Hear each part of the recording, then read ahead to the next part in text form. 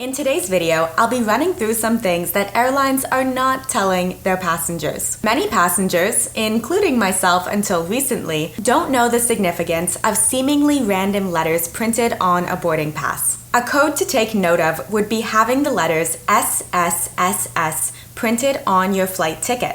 The 4 S's stand for Secondary Security Screening Selection, and it's good to know that if you see these 4 letters on your boarding pass, you will likely need to go through additional screening of your body and of your belongings during the TSA airport security check. You may also never know exactly why you were selected. It could be due to your past travel history, your future itinerary, or simply a random chance. Something else to know about your boarding pass is that you should never be disposing of it in a public garbage can, leaving it behind on the airplane, or, please don't do this, posting a photo of it on social media. Your boarding pass displays information such as your name, your destination, and your frequent flyer number, but it also has a barcode and a 6-digit alphanumeric code, which is your PNR, or passenger name reference. This information is tied to a database with details like your date of birth, your passport information, and even your credit card data.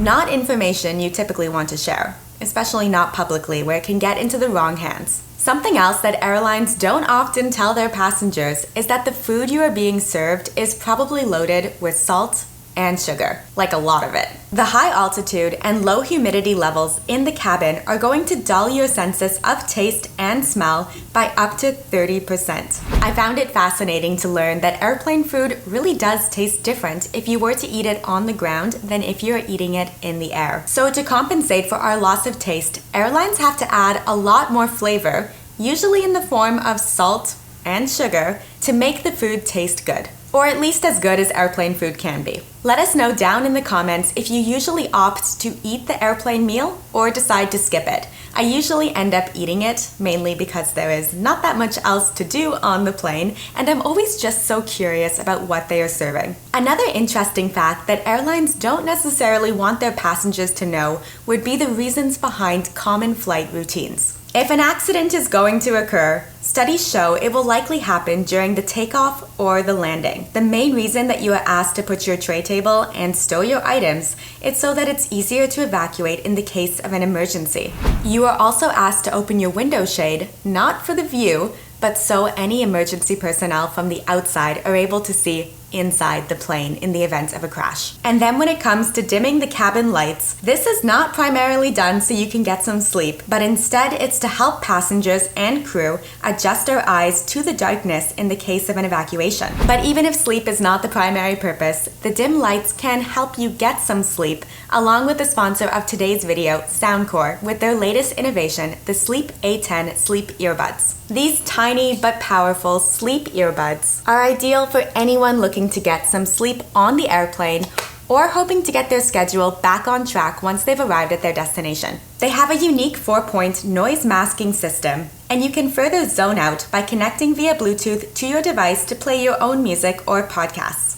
You also get access to the Soundcore app that's going to be equipped with a free library of sleep music to choose from, and it gives you the ability to set a personal alarm. One of my favorite features is that you can additionally use the combination of the app and the earbuds to track the quality and duration of your sleep. I'm someone that definitely needs my sleep, and these earbuds have been game-changing to get some sleep on the airplane, as well as to deal with the general jet lag and disruption to your sleep that goes along with travel. I also have very tiny ears and was thrilled to see that they came with multiple size options. I'll have a link for you to check out the Sleep A10 earbuds for yourself down in the description.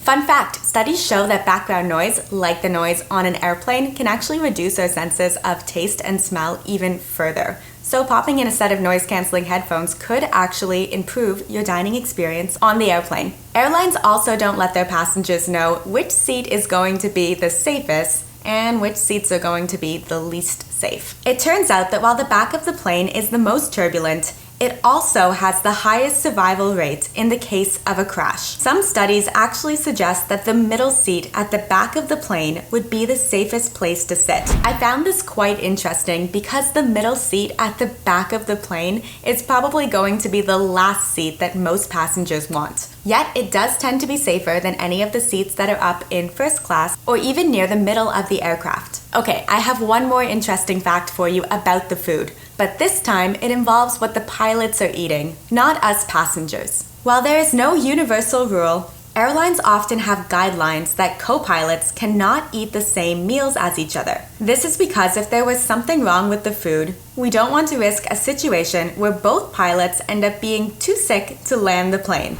This makes total sense, but like this next fact, it's just something I've never thought about. It's fascinating to know that there is apparently a do not pair system that allows pilots to submit the names of co-pilots that they do not get along with and do not want to fly with. I wasn't able to find too much information on this do not pair system now, but there are plenty of articles from back in 2017 that say it is a real thing. I feel like this should be extended from pilots to all of our jobs. Hopefully you learned something new and will consider subscribing so you can join us back here for more travel hacks and tips and apparently random travel facts next week. Safe travels. Bye.